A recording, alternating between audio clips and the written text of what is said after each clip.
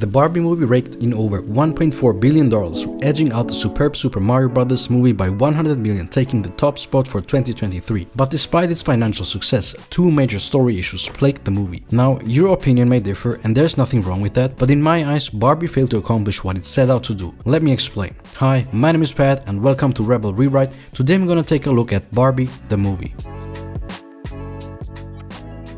Children and adults alike were excited about the movie. I was on the fence about it because I wasn't sure what to expect. Misandrist, preachy propaganda, all problems of feminism and equal rights have been solved. Or a wholesome, entertaining adventure suitable for the whole family. We got a mix of both. When it was meant to be entertaining, it was entertaining. When it was meant to be serious, it felt like watching an SNL skit made by a bunch of unpaid interns. Your CFO. Me. Your COO. Here. President of the Barbie division. Present. I'm a man with no power. Does that make me a woman? But before I delve into the shortcomings, let me highlight the positives. The set design was fantastic and a faithful recreation of what Barbieland might look like. The vibrant colors and costume design were spot on and an absolute joy to look at. The balance of practical sets and CGI was well done. The performance and acting across the board were great. Whenever the movie wasn't taking itself too seriously, I enjoyed it the most. The throwbacks and Easter eggs were fun and well implemented. All in all, the plastic life and toy aspects were well portrayed. Sadly though, that's where the good things end, and it's downhill from here. Here is why Ken is a better character than Barbie. His life is void, but he has a personal goal: get Barbie's attention and improve their relationship. Ken chooses to leave Barbieland and accompany Barbie to work toward his personal goals. Barbie's life is void as well, but she doesn't have any goals. Her real life owner's thoughts change her. After the inciting incident, the flat feet, to fix it, Barbie is forcefully made to leave by a third party. Additionally, Ken has a rival he actively competes with, an antagonistic force, which adds entertaining conflict to the story. He has an actual character arc as well, where he strays off the right path, becomes corrupted and takes over Barbieland. When he buckles under the pressure to lead and realizes his changes don't get him any closer to his objective, he grows as a person and ends up redeeming himself. I know Barbie preached to him the knowledge he acquired by himself, but was too dumb to realize it. But that's just lazy writing. Objectively viewed, Ken's character is more complex, well-rounded and better written than Barbie's. People tend to be more interested in complex characters rather than boring ones. Barbie's life was empty in the beginning, and in the end, it still is. During the movie, Ken was the one who had life-altering experiences when visiting the real world. He acquires self-worth and independent thought. Barbie is told by a third party to embark on a journey to fill her life by becoming human, which should have been the movie's major theme, understanding what it means to be human. It's hinted at, but doesn't delve into it, missing its opportunity. Also, her choice to become human is based on a one-sidedly positive portrayal of humanity, not actual reality. Hate it or love it, it doesn't matter. For Barbie to play second fiddle in her own movie was plain bad writing. With a few changes, you could write Barbie almost entirely out of the story. Here's how. Instead of Barbie, you could have used the mom in the real world as a protagonist. Due to personal issues, she screws up working at Mattel and jokingly creates a dictator Ken figure, changing Barbieland forever. I'd lower the daughter's age to a Barbie playing age and have her mother's screw up affect the kid's behavior, becoming subservient, dependent and regressing, undoing all progress many women have worked for. Now, the mom has to go to Barbieland and band together with the other Barbies to take down the Ken she created, remedying her mistake and saving a generation of young girls. The overall story of saving Barbieland stays the same, but doing it this way it's more coherent and streamlined. The story now has actual stakes, saving a generation of young girls. It also doesn't leave any unresolved subplots like the mom's relationship struggles with her daughter and husband that caused the changes in the first place. There were two issues with that plot. Firstly, what were the concrete issues? And secondly, a trip to Barbieland won't resolve the root causes. The moment they go back, whatever differences she had will resurface. Let me know in the comments down below if you also thought Ken stole the show and if he was a more interesting character than Barbie. Maybe you think I'm wrong. If so, I'd be interested to know why. The second major issue was the massive leaps in logic. It becomes a different movie every 30 minutes or so. It starts with Barbie having weird thoughts, which is interesting, and is followed up by her perfect body changing, the flat feet. The cause of this is her owner in the real world having issues. To restore her body, she needs to find out what is wrong with her owner. Until here, the problem and the solution are clearly defined, but when Ken and Barbie arrive in the real world, everything starts to go awry. Normally, stories have one clearly defined overarching goal. For Barbie, it's to cheer up the owner and restore her body. Ken's goal is to impress Barbie Barbie. Once in the real world, Ken's goal changes and he becomes a villain. Ken's change when experiencing new things was awkward. When visiting a new place, you tend to pick up on visible cues like different architecture, fashion trends, meals, entertainment, ubiquitous goods and services. Ken picks up on them to a certain degree, but the fact that he latches onto an invisible hierarchical structure that isn't very apparent, and he misunderstands what it is to begin with, is absurd. Also, the fact that the real world is a parody world with cartoonishly acting stereotypes rather than actual reality wasn't a good decision either. This is the point for me where the movie starts to fall apart and becomes something else entirely. At this point, it was starting to give off similar vibes as the Why the Last Man TV adaptation. Based on an award-winning graphic novel, the TV show is infamous for getting cancelled while season 1 was still airing due to its cringe politics. Anyhow, the random changes to Ken's character start an entirely new premise: save Barbieland. I'm not sure how or why he suddenly picked up the skill of hypnotism and started controlling Barbieland, and I have no grasp on what controlling Barbieland even means, because we have no idea how it functions. Like, where are these props coming from? Ken's return to Barbieland and the sudden changes are utterly confusing, and the resolution to that problem is even more confusing. The mom breaks the hypnotic spell on the Barbies with ranting, and by having a vote, they end Ken's reign. This doesn't solve anything. Ken still has the ability to hypnotize. If he did it once, he could do it again. At this point, the story is nothing but bish-bosh. But of course, it gets worse. After Ken breaks under the pressure of his erroneous ways, his character goes back to wanting to be with Barbie. But Barbie's awkward preaching to Ken enables her to have an epiphany. I do not understand where this surrogate character development idea comes from, but it's bad. Things that you thought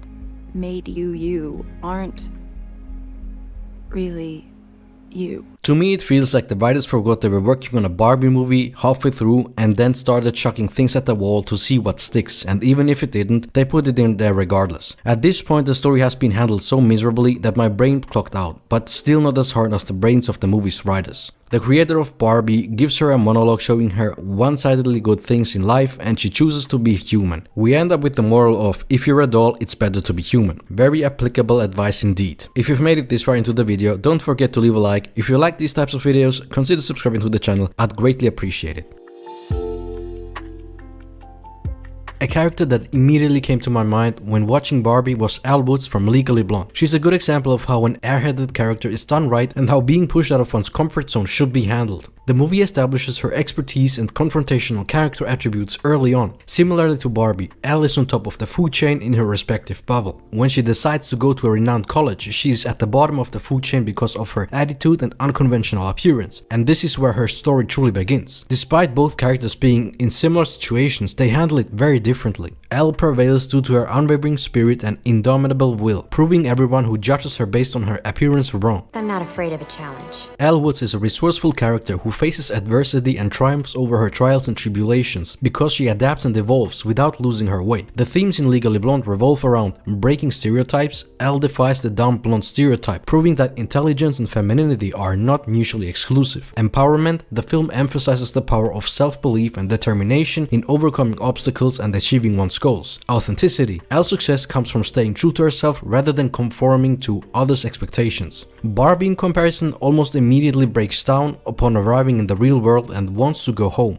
And she does. She can't handle her new situation at all. She's overwhelmed by it and close-minded to it. Her way of resolving issues is to ignore them and hope they resolve themselves by taking them to Barbieland. If Ken had not taken over Barbieland, what would her solution have been? To keep the mom and Barbieland indefinitely? Ken's takeover is a cop-out to not having to deal with complex human relationships. Barbie comes to the real world to help someone, but instead of engaging with the characters to figure out where their problem lies and how to fix it, she somewhat gives up on her task and heads back to Barbieland, which is now in peril. After saving Barbieland, the mother-daughter issue is magically resolved. Legally Blonde challenges the perceived perception of useless and or dumb traits and skills in our society in a fun way. Isn't it the first cardinal rule of perm maintenance that you're forbidden to wet your hair for at least 24 hours after getting a perm, at the risk of deactivating the ammonium thioglycolate?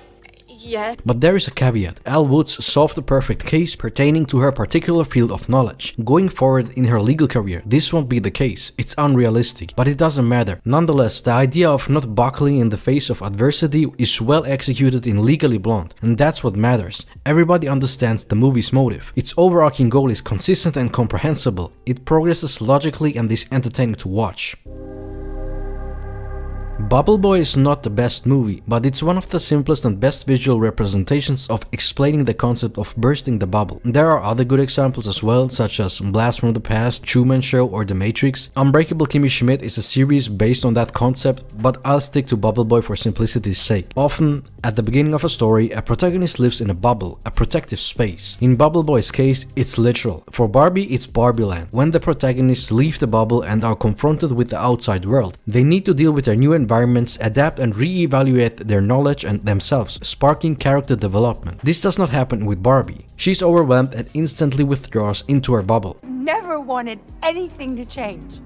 Oh, honey, that's life. This was a major blunder, as it didn't just stunt her ability to develop as a character, it entirely stopped it because the movie changed after that. Now only Ken had the option to develop as a character because he immersed himself in the new world. He left his bubble and adapted.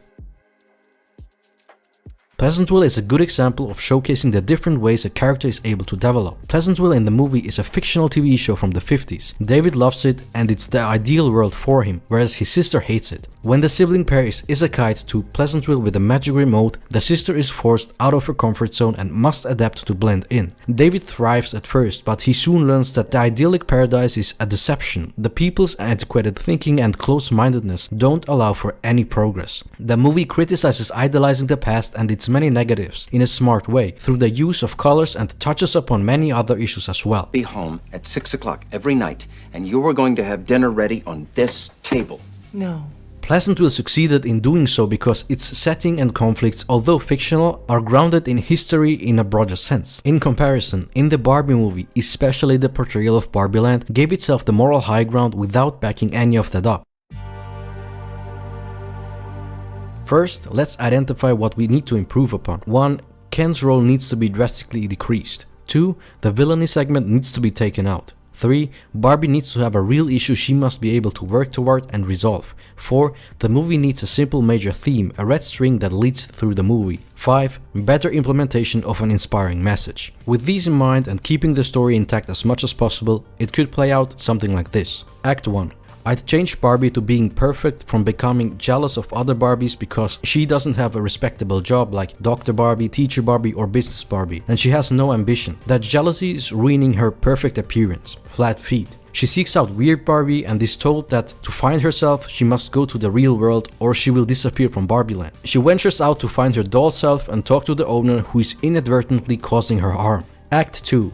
Barbie leaves Barbieland and runs into a low-wage worker, let's call her Friend A, who's down on her luck and was just fired from work. Barbie asks her to bring her to her owner. The stranger shrugs her request off, but when a group of thugs try to take advantage of Barbie, she steps in to save her. Together they search for her owner. During this period, Barbie gains all kinds of new impressions of the real world, first good, but eventually bad and sad ones as well. Hardship and failure, things she's never come across before because in Barbieland they don't exist. Eventually they find Barbie's owner and it turns out she has doubts and has given up on her dreams of becoming whatever. Let's say a violinist. She was crushed in a competition and has stopped believing in herself. Barbie and the girl become friends, but Barbie fails to convince her to keep trying. Friend A explains that a lot of time, knowledge and effort go into making one's dreams come true. Learning about the struggle to succeed, Barbie knows now that she must reignite the girl's passion. Barbie and Friend A do their best to convince the girl to play again. She agrees and they try to get as many professionals to teach her. Act 3. The girl plays at the competition again, reaching second place. Barbie is scared at first that the girl might give up again, but the girl tells her she's more fired up than ever. She'll win next time and become the greatest violinist. Friend A is inspired as well and shares that she has always dreamt of becoming a lawyer. When she was a child, her Barbie, her dad and she used to play courtroom. When her dad passed away, she forgot about her dream because there was nobody left to support her. Her adventure with Barbie reminded her of still having the Barbie she used to play with, and she decided to pursue her dreams again. Barbie returns to Barbieland and goes to see Weird Barbie again. When Weird Barbie asks if she has found herself, she says yes, she's not empty, she's blank. Her purpose is to inspire her owners to play and dream as a child, and when they settle on a dream, Barbie will always be there with them and support their dreams, and she goes back to normal. Ergo, perfect. Now, you might criticize that the story seems generic and you've seen stories like this before. That is true because I designed it that way. I prioritize the broad appeal, simplicity and a cohesive story that appeals to any gender and children and adults alike. It's supposed to be a satisfying experience for anyone who hasn't seen this type of story before, as well as those who have seen a few like this already, or many.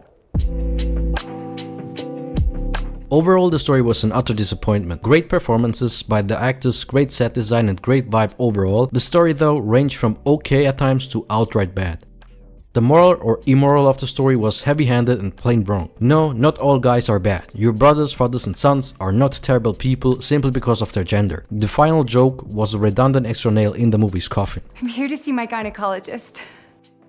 There's no denying that the meme phenomenon of Barbenheimer played a huge role in its success. It reminded me a lot of the viral Gentle Minions hype that went viral on TikTok 2 years ago. This, coupled with the fact that it's the first renowned movie franchise strongly marketing itself toward a female audience since 50 Shades of Grey and the Twilight Saga before that, if I remember right. I might be wrong on this one, let me know in the comments down below if I forgot another franchise, and no, the half-finished Hunger Games coattail riding Divergent series does not count. These two factors coming together really helped this movie catapult itself to the top spot. Look, I get it. Hypes and trends make the world go round, but I'm also not too enthusiastic about seeing that it didn't acquire its achievements through its own merits, essentially its story.